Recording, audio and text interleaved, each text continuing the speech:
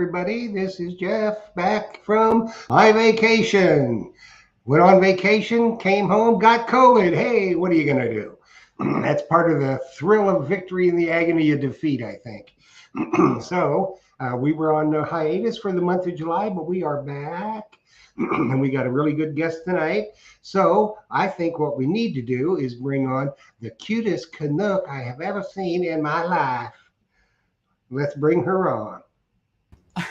There she is. That's the cutest Canuck I've ever seen in my life. And you know what? You What? have been to Canada, so you can say that. That's it. There you go. And it was Slam. hot.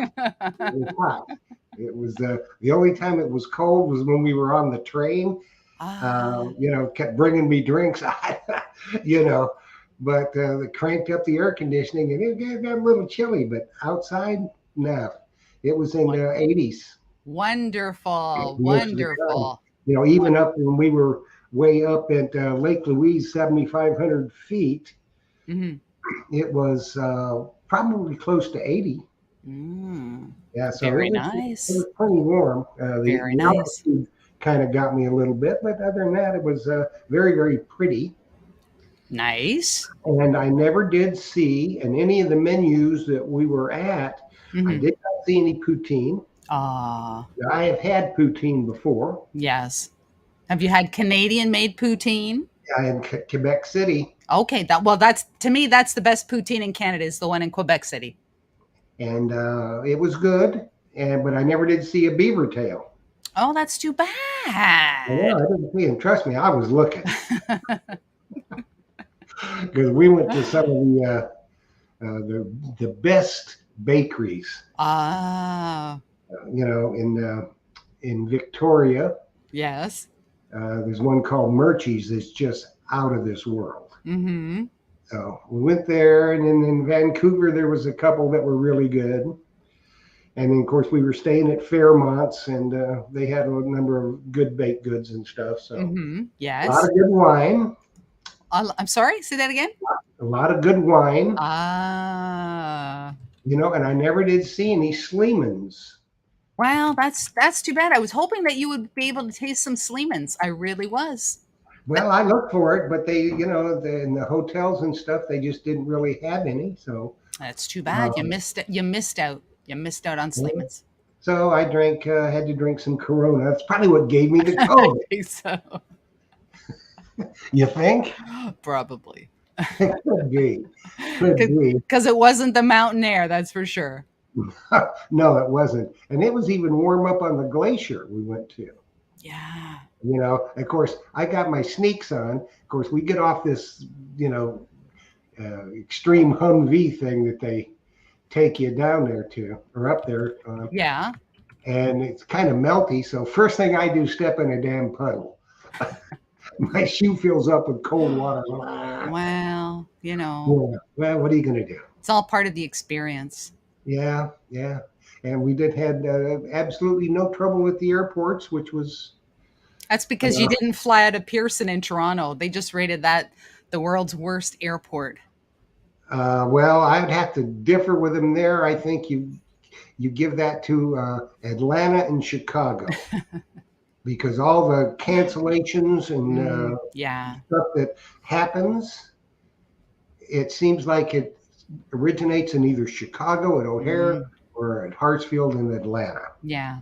And Delta is one of the worst. So anyways, we ought to say hello to some people, don't you think? Sure, let's do that. Well, Andrew T. was the first one in the chat. Hello, Andrew. Glad that you joined us tonight. So let's see if I can scroll here and see. Dirty Paws Detecting, Mike and Trish. Hey, guys, glad that you're with us, and you're going to be on the show here pretty soon. I think it is on the 18th. Is it 2 weeks from today? Yep, 18th. There you go. You'll get to meet Mike and Trish, Dirty Paws Detecting, and trust me, you will enjoy them for sure. Great folks. Great folks. And let's see who else is here. Gene P. Hello, Gene. Now we need to get you rescheduled, so you need to call me. And let's get you back on the books, kiddo. And so that's another one you'll want to meet for sure. Robert Ridgway. Hey, Robert. Glad that you're with us tonight. And it is good to be back. Let's see. Mark Thomas. Oh, row, row, row. We're going to row, row, row our boat tonight. Yes, we are. Yes, we are. So let's see who else is here. Robert Ridgway says, "Hey, you little Canadian, how's the weather up there?" Very humid. Very humid today. And we got the Mumbles man in the house. Yes. Hey, Mumbles. He's my brother from another mother, my very special brother. And the 717 detector is with us tonight. Mm-hmm. And let's see, I think he just jumped on me. John David, the Mr. Plays in the Dirt, the man that inspired the Blue Spade Society, is with us tonight. He's my other special brother from another mother. So, see, I got three special brothers from other mothers. I got the Mumbles man. Mm-hmm. I got John David. And then I got the guru, Phil Myers. But I only got one sister from another mister. And she's a Canuck, eh? I know, I am bad, ain't I? That's all right. You have COVID. That's okay. That's the excuse I'm going to use. Use it. Use it for all it's worth. Mandy Brown is in the house. Hello, Mandy. Glad that you joined us tonight. Let's see who else is here. We may be getting caught up. No, my friend John Harvey is in the house. Oh, yeah? Good, good, good. Mine's jumping all around here like a Mexican jumping bean. Jimmy Berube Levesque is in the house, and he says, Liz, you are 100% right on the poutine. We have the best in Quebec City.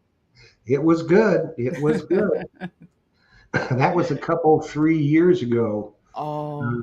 We went on a bus trip. And we left Madison, Florida here on the bus. Oh. And we rode all the way up there on the bus. Oh, wow. That was a little too much for me. I just take a plane. Wow. Thank you very Yeah, much. And I was yeah. going up with them there, you know. Woo. Did you? I just want to say before, if anybody goes to Quebec City, you must try the maple syrup pie. It is the most decadent thing that you will ever eat.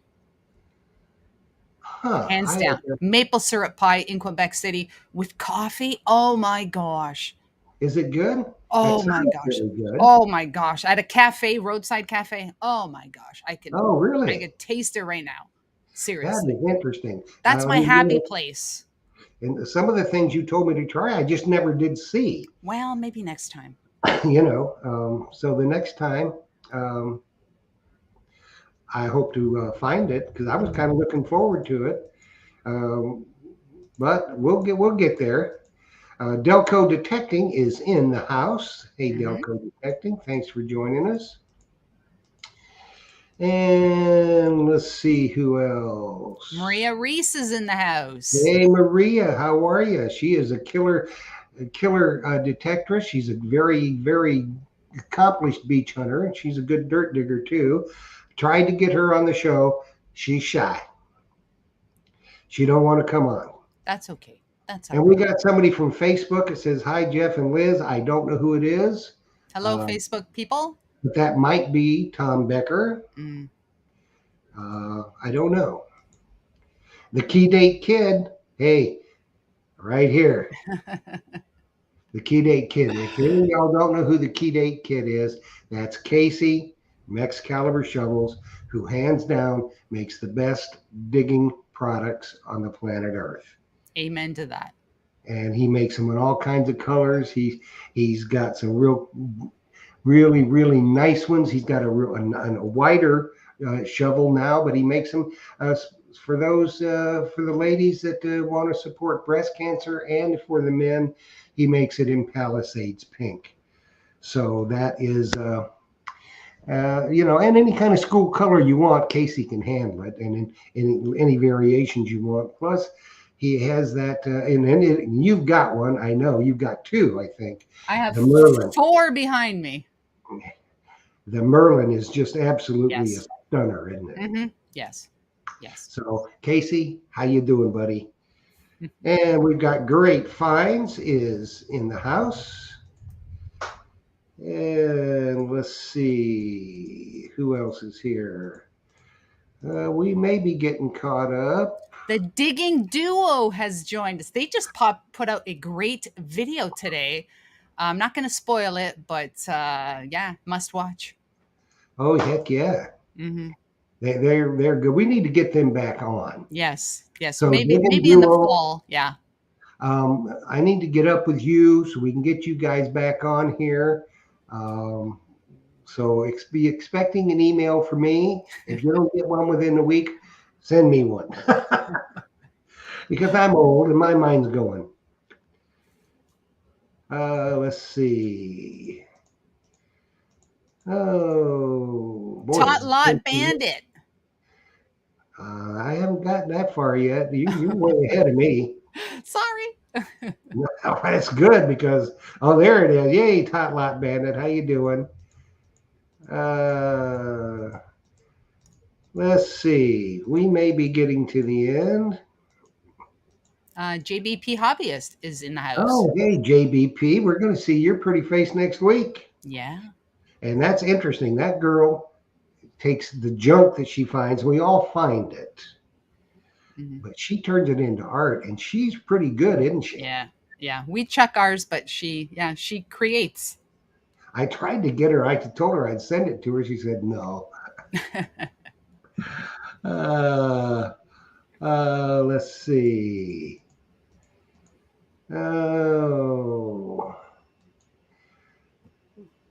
I think we might be getting down to the end here. I think so.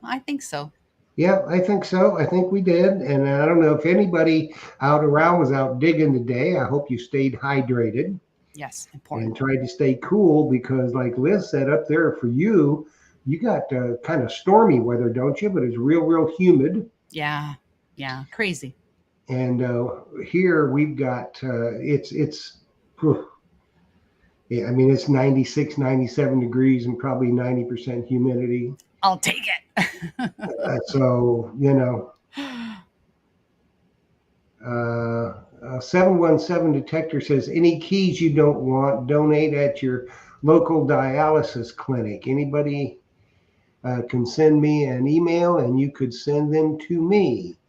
I've not heard that before. That's interesting, isn't it?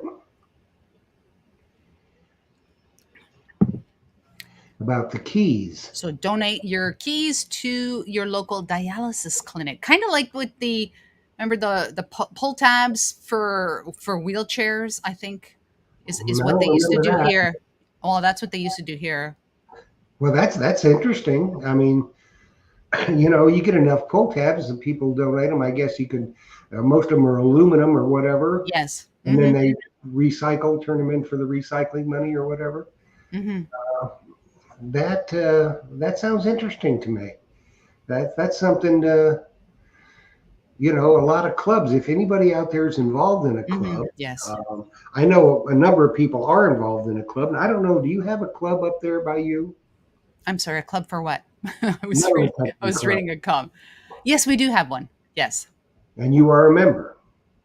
Not this year, no, but I have been a member in the past. Okay. Well, I just was wondering, that'd be something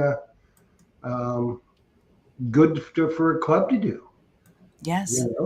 Actually, the 717, he actually said that he does the keys for Camp Kidney, kids with kidney disease, and all you need to do is donate any keys you don't want. Oh, cool. Very cool. Very cool. Yes. So that'd be something maybe for the clubs to do. Yeah. Pull tabs, whatever. Even yes. Any kind of the iron junk, you can take that and sell it too. To certain places. It's a good cause. that might be something to do, and make a donation to the charity of the club's choice. I think that'd be a fun thing to do. Mm-hmm. You know, because most of the people that I know, uh, they they pull the junk off the site. For whether if they're beach hunting, they take it with them. They're Mm-hmm. out digging, they take it with them. Um, so uh, put it to good use. Mm-hmm. Why not? Yes, Yeah. absolutely. Mm-hmm. So, well, we're getting down here. So, we have got a very nice guest tonight, and I'm going to let you do the intros. All right. Well, our next guest, our first guest, our only guest today, is called Diggun, and Diggun hails from South Dakota. Never been there, but yeah, let's bring Diggun on. Yeah, I'd like to go to South Dakota. Yeah. Okay, here she is. Let's get the thing switched around. There we are. Hello there, Ro. Hi, how are you? Pretty good for the shape I'm in. How about you? Oh, we're doing great here. Had to inhale dinner real quick before I came on, but it's all good. That's right. You're on Central Time, aren't you? Yes, we are. And we were grilling, so we had to rush the food. So, but it's all good. I'm here. That's good. That's good. That's good. Yeah. So I don't know if there shouldn't be anybody that really doesn't know you, but if there is, some of the people from around the world possibly that are watching, why don't you introduce yourself? Tell everybody a little bit about you, what you like to do, and all that kind of good stuff. All right. Well, my name's Ro, and I dig with my husband, Eric, sometimes. He works a lot, so sometimes not. And I studied historical archaeology in school. And when Eric and I got married almost 6 years ago, we were just randomly talking one day about how neat it would be to go metal detecting. And so we bought a detector and we shared it for, I don't know, a month. And that's the most horrible thing ever. Not share a detector with anybody. Share the shovel with him. Let him dig the holes. No, you know, when you share a detector, you have to scan and mark where you think is interesting, and then you give the detector to your partner, and then you have to go dig holes. And by that time, you don't remember what you're going after. And there's a big difference between, a quarter surface find and a 10-inch hole that may have a dime in it, right? And so we would be sitting there like, I'd have 5 or 6 targets flagged, and I could not tell what it was by the time I got in there. So about a month into the hobby, I went out and I bought an AT Max, and we were sharing it. It was a White's Prism. It was kind of a middle, kind of beginner machine. So I went out, I got an AT Max, and I started detecting circles around Eric. I mean, he would go over an area with the Whites. I asked him if he wanted a machine. He's like, no, I'll keep the old one. And I found a standing Liberty quarter on the steps to this old mercantile that he had already scanned over. And at that point, he said, well, your machine's better than mine. And this was like a year into detecting. So I went out on eBay and I bought him the exact same machine.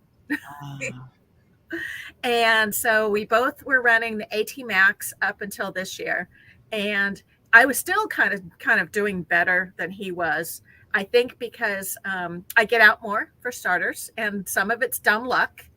And I dance around like a butterfly when I'm detecting, and he grids back and forth and up and down. He like very methodically does the grid, and I sort of dance around, find all the high tones, and dig happy little holes for him. So it's definitely a different type of detecting. So anyway, this year I did upgrade. I went and got a Legend, and that's what I'm using primarily now. We detect mostly old. We have these towns that were all railroad spur towns out here that are all but gone. I mean, I'll have these towns that have like 3 people left in them, or 5 people left, and most of them are abandoned lots. You have to figure out who owns that lot, but a lot of times people are open to letting you detect. And so been doing a lot of that. I have 2 ghost towns lined up that are just cellar holes where there used to be a town. And we're just right now I got the permissions a little late in the year. The grass is real tall, so unless they hay it, it'll be spring before I get out there. And yeah, I do a lot of not a lot of park detecting, mostly just home sites, a lot of neighborhood, like residential detecting. And Mm-hmm. yeah, and I have my channel is Diggun. I do live streams twice a week on Mondays and Fridays. I'm in Monday Digs and I Dig Fridays, and I live stream afterwards. And we play stupid games for stupid prizes, and it's fun. So that's kind of what I do. And you're laughing because you know about the stupid games for stupid prizes, yeah. And I live on a hobby farm, so sometimes I stream in the morning just from my farm when I'm feeding my chickens and stuff, just randomly. And that actually reaches out to a lot of more international people because they're up in the middle of the day and it's 7 a.m. here. But, you know, I get people from Australia and from the UK coming in and kind of checking out my pad when I'm out there. Yeah. Yeah, Yeah. that's the problem. A lot of times we do in our live streams. We've got a lot of people that are members of Treasure Talk and Treasure Tales from the UK and Australia and all around the world, but it's the time difference. Australia doesn't work out so badly when we have guests from Australia Uh-huh. because it's about 9 o'clock in the morning when we go live on Monday nights at 7 with Treasure Talk. It's about 9 o'clock in the morning, so that kind of works out. But sometimes in the UK, it's 1 o'clock in the morning. Yeah, and I mean, I go to a lot of streams that are in the UK, but it's like weird times, and it's night for them, and it's 2 in the afternoon. And if I'm goofing off, sometimes I'll just go in and hop in on like Dark Knight Detectorist, or there's a few different guys I kind of follow over there. Mm-hmm. When I first started detecting, I pretty much just watched the big boys detect, like the Hoover Boys and Quarter Hoarder and those guys. But I find that small channels are actually more entertaining, and it's just more interesting to see real people that are just out enjoying the hobby. So that's what I try to do is support small channels. I do post a channel a day on my community page to help people discover new channels that could use a little boost. And Yeah. yeah, it's all just it's really neat. You just make new friends and get to go detecting with new people, and I really like that. Yeah, I saw a really neat YouTube video the other day. They found the flux capacitor. Now, Yeah. whose was that? Oh, I don't know. I think she might be a Canadian girl. I'm not sure. Yeah. Something like that. I got the flux capacitor. That was I gotta say that was a very subtle plug there, Jeff. Thank you for that. Cheers to you, Jeff. Oh, you got it. Okay. I got it. You're gonna have to watch that right after our stream tonight. I will. What was it really, though? It was a flux capacitor from No, the Back it, to the Future it cannot DeLorean. really be one. It's got to be something Seriously. else. No, it's a flux capacitor. Okay. We did our show Monday night. We had a Whatchamahoozy show, and we had people send in things, and we were trying to figure out what they were.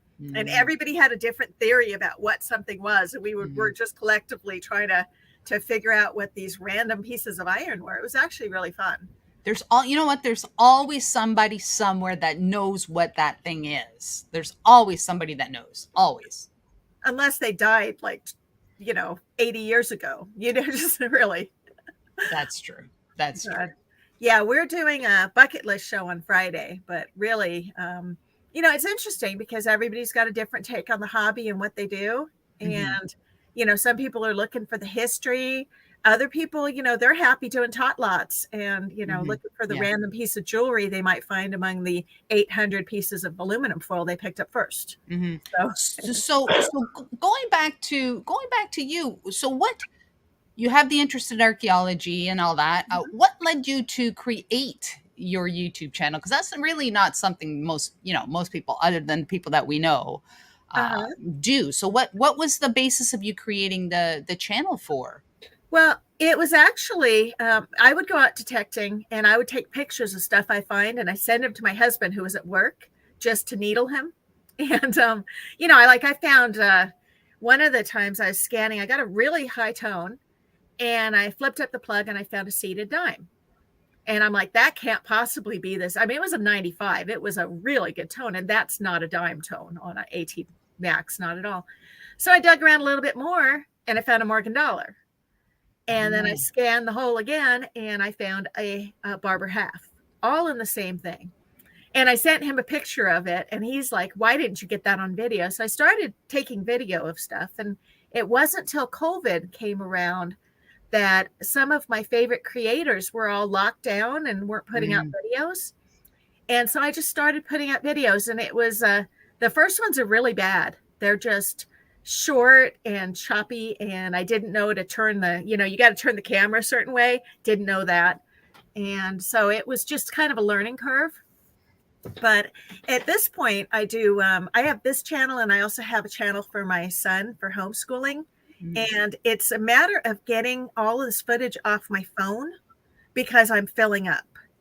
Do you know what I mean? And I would sit on footage and I wouldn't put it out. So at this point, that's why I'm putting out 2 videos a week. I'm trying to get caught up with everything that I'm doing. And, I've got videos from the spring I haven't put out yet. And it forces me to put out 2 videos a week and really get caught up on that and move forward. But yeah, it was really, kind of giving back. Not that any of these big boys were watching me anyway. They're all way too busy watching people they know, right? But it's kind of a fun thing. And, now, I'm involved with different channels and, I've done a couple collaborative hunts, and that's really fun because you get to meet different people and detect different ways. I went out with Teresa, the treasure hunter, and we went out to the Black Hills and we went to an old gold mine. And we were looking for an area where they found the bodies of 3 miners. And but the guy that owns the gold mine said, well, if you want, you could play in the pay dirt and feel free. And so we were over there kind of trying to gold pan, doing a really horrible job of it. He was not available to come with us because his car broke down. And we're going to go back out because we've never found the site where they exhumed the bodies. And it'd be really cool. The guy found a boot that had sterling silver studs and jewels on it. And the boot still had toe bones in it. So the archaeological team in South Dakota Archaeological Department, they came out, they exhumed the bodies, and then they gave him back the boot. And the boot still had the toe bones in it. So he has that on his porch. It's like a display thing for him. But it's wow. Yeah, we wanted to find this spot where the miners were that they passed because I thought there'd be a lot more finds. He found some really cool stuff just sort of digging around randomly, but never went out with a detector. So it's just really fun. I really enjoy the fact that people can interact and, go out and do fun stuff. I think that's it's fun when you dig with the other people and kind of, you share that hobby and, it's not, sometimes you go out with people and it's all competition to who can pick the high tones first. But sometimes it's like, you really are happy the person is finding stuff too, right? So, absolutely. If you're not finding stuff, let someone else find some stuff. Yeah. So, and there's a challenge right now. I'm going to be doing a head-to-head competition. Are you familiar with Can You Dig It, Juice? Oh, yeah. Juice is doing a thing where they have a pay it forward metal detector that you can win if you go head to head and you win this tournament. And I volunteered to do this, and we're going to go head to head he's going to match up people like beach hunters with beach hunters and, like relic hunters with relic hunters. And, he's going to do these one-on-one live competitions and then you'll go up the ladder. And if you win, you get a Vanquish 440 to give away to somebody. So I'm going to do that. I told him I would love to have that to give away when I hit my 2,000 subscriber mark. So we'll see what happens. Very good. Now, we've got a question for you, Ro, from Jean P. She wants to know, where did you study historical archaeology, archaeologically, or whatever it is, archaeology, whatever. That's okay. You have COVID, Jeff. I'm just drinking green tea. So and she wants to know, have you ever worked as an archaeologist? Okay. So where? I actually studied at UC Berkeley in California, And I started that when I was a freshman. I went to college I graduated high school when I was 16. So I was a 17-year-old freshman. And I started taking archaeology classes, and they immediately put me on digs with the graduate students. So I actually worked on 2 different archaeological digs while I was in school. Mostly, it was all graduate students were on these digs, but I was in there too, which was cool. I did not graduate with a historical archaeology degree because I freaked out a little bit when I was a junior. I decided I might want a job when I graduated. And so my degree is actually in economics, but it's always just been a real love of mine. So I looked at the women in the field and realized that I'd have to A, get a PhD, and B, be ready to live in a tent for the next 20 years and expect never to get a hot bath or a manicure. So I went the other way and went into business. I got my MBA instead. And now I work in web design and in project management. So this is just the historical archaeology part of it. It's just really interesting to me. I like doing the research, and I like doing the, finding stuff. I think especially finding old relics is really cool, and getting the story behind them. Mm-hmm. So I think that's neat. In your area, you're in South Dakota. Uh-huh. You're in South Dakota? I am in I'm in central South Dakota. Central South Dakota. Uh-huh. Okay. Was there any the Indian cavalry Wild West type activity around you? I'm sure there had to be some. Yes, the Indian Wars was pretty much everywhere in South Dakota as settlers moved west. A lot of them stopped in Minnesota, and South Dakota was that territory that the settlers would go out and the Indians would slaughter them. So the settlers would go out and the Indians would kill them. And they ended up building Fort Sisseton as the farthest west outpost back in like 1870, around that time. And one of my episodes about a month ago, I put out a Fort Sisseton. We went camping at Fort Sisseton, and we got permission to go detecting everywhere except for the cemetery, which is cool. I didn't want to detect the cemetery. And the only thing you can detect there with permission of the park, and the park says, well, we'll let you detect, no problem, as long as you turn in everything. And we're okay with that because we got to find history. And they actually let us go all throughout the fort itself. In the inner part of the fort where the old laundress quarters were, the laundresses were the only women, except for occasionally they would have an officer's wife. But the laundresses would live there, and the enlisted men would pay them to clean their laundry. And some of them would end up marrying the enlisted men because, they were the only men or the only women on the fort. And we got to detect around their quarters.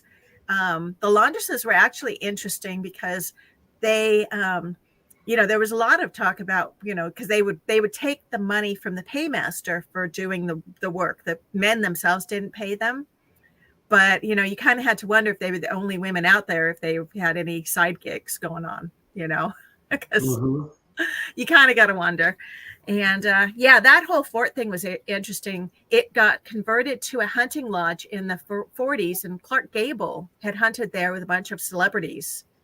And I actually found a Joe Louis bank. It was an old mustard jar and it had, I picked it up out of the dirt. It was actually poking its head out of the dirt in this pile. And I dug it out a little, and it's his face. And I'm like, what is this? And I looked it up, and it was a bank that was, let's see if I got mine. This is what it looks like. Oh, here, I have things in it. I don't know if you guys can see this or not, but this face is like this African guy, and it was full of mud, and it was the most beautiful jar I'd ever seen. I don't know. Can you see that? Oh, yeah, right there. So I found this, and I was like, wow, that's amazing. And I looked it up and figured out what it is. This is not the jar I found. I turned in the jar to the park, and then I went home and I bought this on eBay because I felt sad I didn't have my jar anymore. So this is an eBay jar, but I found that just sitting there like in a pile of, I guess they threw their garbage in back in the day in the 40s, and it was still there, intact and perfect. So, but yeah, the Indian War stuff, Fort Sisseton was interesting because they built out a fort on the edge of civilization, and they would assign the soldiers to go out there, and the soldiers would be like, no, we don't want to go there because it was a horrible place to be. And they actually would revolt and they would just refuse to go. And they'd get them out there, and the soldiers would run away. And the soldiers they'd run away, and people would go get them, and they'd bring them back, and they'd put them in soldier jail. And they had like a whole thing of quarters where they put you if you were naughty because you kept trying to run away. And one poor guy, he tried to run away like 17 times. They kept bringing him back, sticking him in solitary. And I think the 17th time he ran away, he finally got away because they never heard from him again. But somebody probably shot him. Who knows? So it's a really interesting story about it. And I thought that was really cool to get to dig there. So, wow. So have you found any like cavalry items? I have found Civil War items because our town was founded by Civil War veterans. A lot of the things, like my husband found an Eagle belt plate, and it's a Civil War era, but now that we're looking at it, it may have been Indian War era. I mean, it's like one was right on top of the other, and the design is the same. So it's really just a matter of digging out where they have, like, I know where there's an encampment now that was a cavalry encampment. It is on private land and half of it's underwater, but it'd be interesting to traipse out there and see what we could find. Yeah. So, but a lot of what I do, I'm in small towns, so I'm finding more of the coins. I found 5 World War II medals in the same town.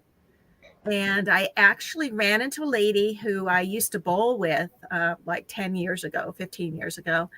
And she told me the story about why I found all these medals. And it was because this one lady in town had 5 sons or 7 sons, and every last one of them was in the military. And she was telling me, those 2 sons, those 2 brothers lived at this house. And that was where I found one of the medals. And she told me who lived in each house in that town that I found the medal in. So it was actually pretty cool. But we get a lot of World War II relics there. They're newer, obviously, than the cavalry stuff. And it's just always a challenge to get out there and see what you can find. So is your husband still using the AT Max? He is. He is a diehard on. He likes to. He's very frugal. He was born and raised on a farm. He has that farmer mentality. He will use that Max until it withers in his hands. Right on. Good stuff. Yeah. Well, I figured he was trying to commandeer your Legend. No, he just, I like the Legend because it's lighter. And I was actually having issues last year with my arm starting to hurt from the Max. And I run the small coil, but it's got that battery pack, with the 4 AA batteries. That just adds to the weight. And the Legend doesn't have that. It's nice. And if you run the tiny coil on the Legend, it is so just light and delightful. So, and I would go XP Deus, but I can't afford that because I understand those are super light. And Liz, didn't you get an XP Deus too? I do, and it is super light. The only detector that's even lighter than that is the XP ORX. So really? I highly recommend the ORX is a better price point for people to get into. So for people that are having issues, it's a great detector. It practically doesn't weigh anything. Now, does the ORX, are they still producing it, or is that now deprecated? Absolutely, yes. There's actually a lot of places are they're discounted for, I think, the summertime, while because the XP Deus 2 is being crazily sold. Yeah, well, definitely. I heard that the Amphibio was already discontinued. That Quarter Horn and those guys were all over the Amphibio a couple of years ago. Now that the Note to Macro has put out the Legend, the Amphibio has been discontinued. They had them on Calico for I don't know, it was like $300. It was like super cheap, and they were clearing them out because they don't sell them anymore. So I don't know. I'll have to ask Gillick about that. Yeah, Gillick has been awesome. She has sent me all sorts of goodies for my Relics Bingo game. She sent me out a bunch of Note to Macro T-shirts and some patches, and she gave me a couple things I'm going to save for my next giveaway. She gave me a dig bag and a digging tool that, it's beautiful. It just will cost a bit to ship it. So I actually have that for a bigger giveaway instead of just for bingo. But I don't know if you guys are familiar with it, but I offer relic bingo twice a week. And you get a card. It's got all the different things people could find. Instead of like B4 or whatever, you get a card that has relics on it. And then when you watch the premieres during iDig Fridays or during Monday Digs, you mark off the things that people find, and the first person bingo wins. So it's just kind of a fun little side game for the people that are watching. So I have my background's in marketing, so I stupid games for people to play because I think it's fun. I'm curious as to the going back to what you personally have found. What would you say is the most oddest thing that you have found? You personally. Oddest. Well, I did find a token that was from the 1900 presidential election. And this was the election where Teddy Roosevelt was turned into our president because the guy that he was running as the VP and the president died before they inaugurated him. And the interesting thing about this, once upon a time, we all used to have money that was worth something. And it was backed by gold and it was backed by silver. And in the 1900 election, the opponents were proposing they go off the silver standard and have money no longer backed by silver. So the President Roosevelt and his campaign team came up with a mechanical dollar, and it looked just like a gold dollar. It had a proud eagle on one side, and on the other side it said, "Gold standard, your dollar means 100 cents." And it was a mechanical dollar because then you could rotate it. And then it said, "Free silver, your dollar means 50 cents." And they flip it over, and the eagle also moves from being proud and majestic to being sad and dejected. And it's just an amazing little token. When I dug it, I actually, for a minute there, I thought I found a gold coin because it has that gold tone to it. And it was toning big, but it was just this amazing relic. And, I think it's odd that they would have had that, complicated or intricate of a political campaign button back in the day, because now they just put out those little pinbacks, things that just say vote whoever. It's not that that was actually a pretty neat thing that they did. What's your favorite find? My favorite find, I got a capped bust quarter from 1856. And it's hold.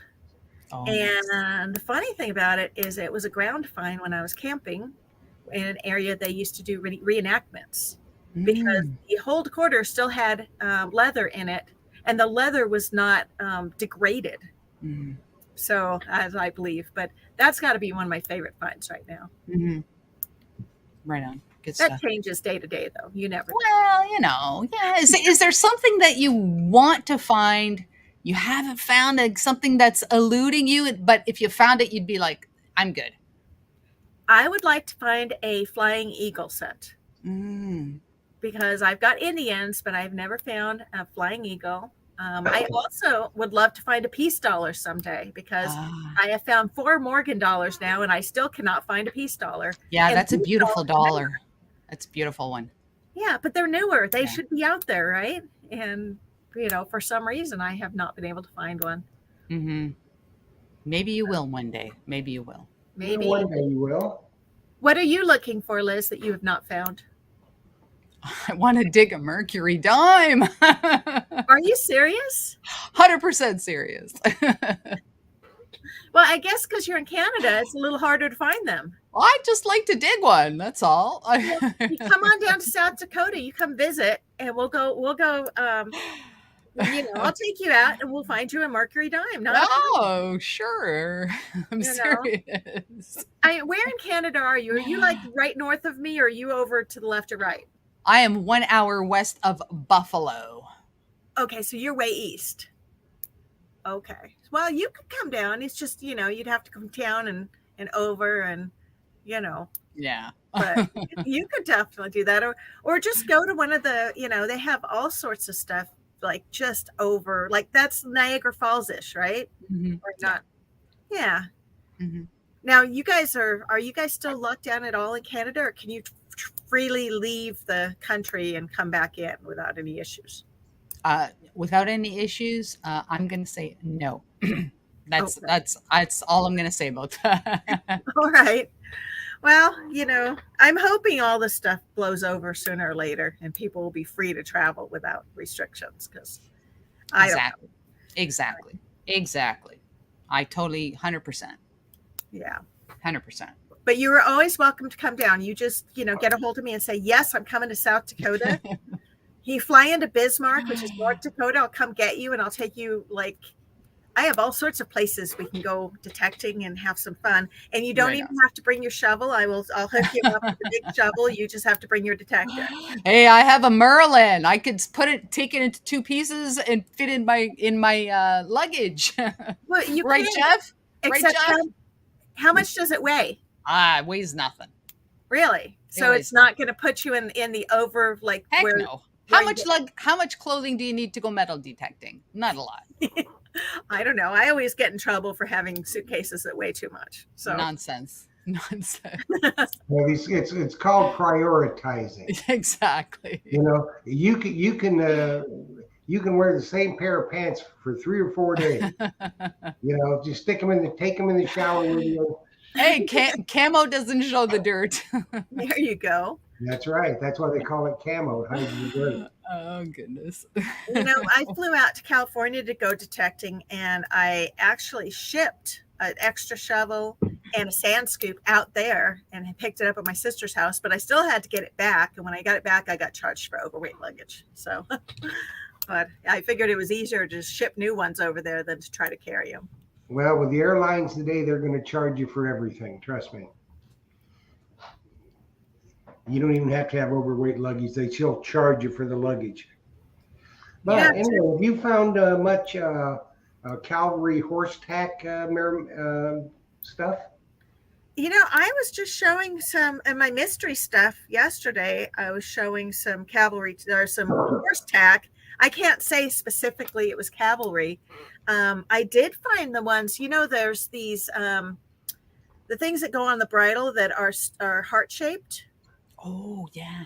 Yeah, and I found one of those on a farmstead field, and I had no idea that was actually period. Very nice. Yeah, I was like, oh, this is a weird looking belt buckle or something. But you find out later what it is, and then you feel stupid that that's what you said on your video. But because people correct you. People are quick to correct. Yeah, well, a lot of times I'll be like, this is cool. Don't know what it is. I'm going to find out. It's just like, because you're better. Yeah, you're better off that way. But yeah, it's actually really cool.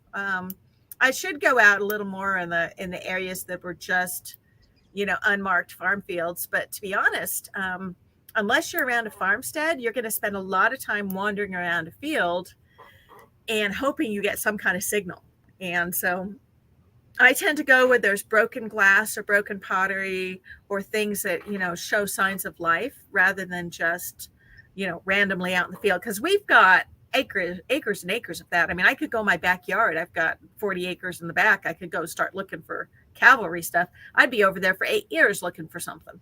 So I might be a little lazy, but I try to go where I think that there's signs of life rather than just randomly hoping that there, some horse dropped a little bit of piece of something. But I did big the other day. That was cool. You never know. I mean, the pioneers, going across South Dakota, they could have went right through your back field. There could have been a wagon train you don't know nothing about that there's no record of necessarily. There could have been a whole bunch of stuff out there. So it might be worth investing a day, just kind of zigzagging around till you find some articles. The interesting thing out here is that, we're all conditioned to drive on roads. But back in the day when people were like, they came to town, they didn't cut up 316 and over 212. They cut diagonally between their farm and wherever the town was. A to B. Yep. And so there's a lot of possibilities that people would have cut through, and I mean, not necessarily cavalry stuff, but, They could have dropped thimbles if they were, going on taking a wagon to town and mom was mending on the way or something. You could find a thimble or something cool, or coins even. So, that's true. I'm just not desperate enough to go dig in my own backyard, I guess, because I would rather look for, like, there's a town that was they created this town called Bangor, and the town was supposed to be it was the county seat for this county, and the railroad was supposed to come there, and the railroad decided not to. And so the town was only there for maybe 10 years, and they picked up every nail, board, and you name it, and moved 20 miles north to where the railroad was.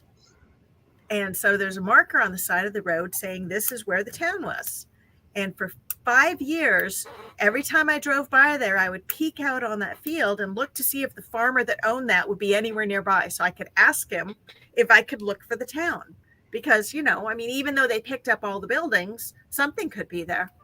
Well, I was unable to find him for years. And then about a month ago, I was having lunch with a friend, and we were at this community event. And she said, well, why don't we all drive together? My brother will drive. We all hop in his truck. We get to talking. And he says, oh, yeah, I bring grain to your husband's elevator all the time.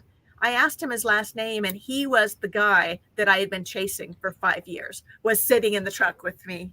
And I just was like, I have been looking for you for 5 years now. And he was like, huh, what? But he gave me permission, and I get to go look now for this town. And he even said he doesn't plant where the old town was because the cellar holes, the ground is uneven. So he told me exactly where to go. And one of these days when the weeds are not so bad, we're going to go out and go look for it. So it's the, really looking for where we're going to find the highest return rather than just randomly going in my backyard and hoping something shows up. It might be time to invest in a bush hog. What's a bush hog? That is a big mower that you can go mow down all that stuff, put it behind a tractor. Oh, okay. All right. That might be a little overkill, but okay. Well, my husband said I should bring the weed whacker with me. He told me I should bring the weed whacker because I wanted to do the church. Well, this is an industrial weed whacker. Yeah. I think that they might think I was a little weird to show up with a weed whacker so I could go detecting, though. Don't you think? Well, weed whacker in one hand, detector in the other one. Maybe you could combine them. That's right. You get a detector that has like a string feed, and it just goes around around the head while you're going back and forth. That's right. There'd be a whole different market there. That's right. So now, do you still have a lot of the Native American tribes reservations or anything out around you? There is a reservation on the West River. Basically, I am, if you look at South Dakota on a map, there is the Missouri River goes right down the middle, and there's East River and West River, and West River is primarily reservation, except for like the Black Hills. But even the Black Hills, there's Crazy Horse, there's native lands there too. On this side of the river, there are no reservations, but you do find some of the farms, they have old Native American Indian circles and things because, at one point there were no borders, there were no boundaries, and the natives went wherever they wanted to until they were rounded up and shoved onto a reservation. So I've had a few different landowners who have told me that they have native circles on their land and invited me to come check it out. But it is also illegal for us to collect Native American artifacts. Like if you see an arrowhead, you're not allowed to pick it up. So it's something that's protected, and they're supposed to let them be. So yeah, well, stands to reason. So what's next for Diggun? What do you mean? What's next? What's some of your plans for the immediate future? Well, we are doing a giveaway for our 1,500 subscriber giveaway, and we're about 80 subscribers off, I think, right now. And I'm putting together a scavenger hunt for that giveaway. I just put out my video tomorrow night will be the first keyword drop. When I did my 1,000 subscriber giveaway, I had this Easter egg hunt, and I would drop keywords in the videos, and you had to comment the keywords in order to enter. And so we're going to do some keyword stuff in this video and probably the next 3 or 4 videos. Each one will have a keyword. If you drop that in the comments, you'll enter to win. Not going to tell you what the keyword was, but the prize that I put out for this week is a silver buffalo. Or it's a buffalo round. So, you know, we'll put together stuff like that. This Friday, we're doing a bucket list show for my Friday night show that follows Friday Digs.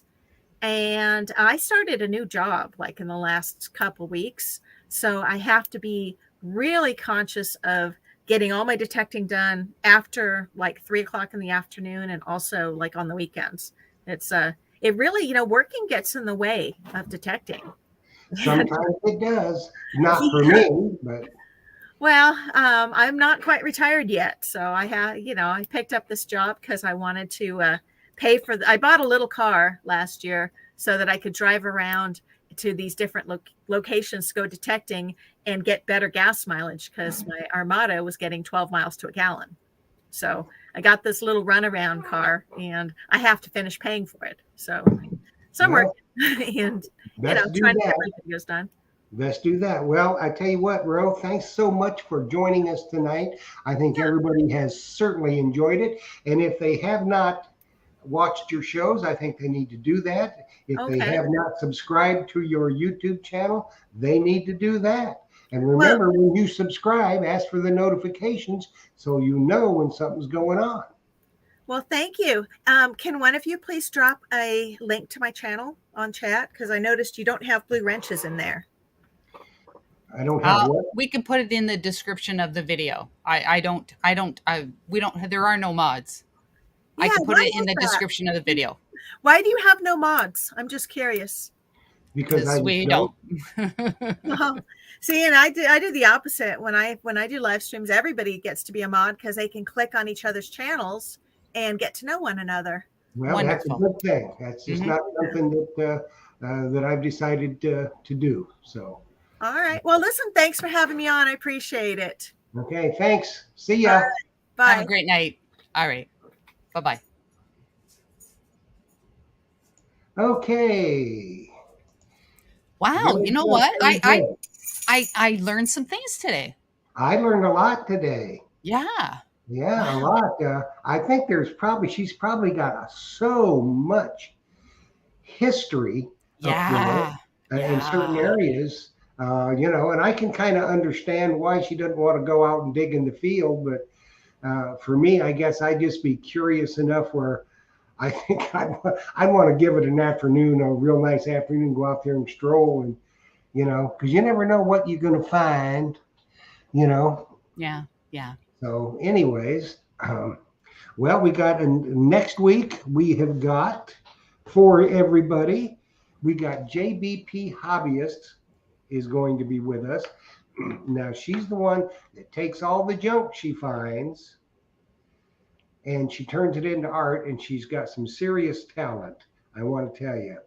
And along with her will be Sergeant Whitey Sherrill. He's going to be a guest on Treasure Tales next week, so it stands to be a really good show. Yes, absolutely. And we want to thank everybody for joining us. I thank you, Liz, for putting up with me and helping me out here. Because I only like to work with the best. So anyways, now if y'all have an interest in being on Treasure Tales, so let the world know about you, what you like to do in your channel, if you have a YouTube channel, or just to stop in and say hello and let everybody meet you. I mean, there's certain people that have been trying to get on for a while, and if you know them, put a little heat on them,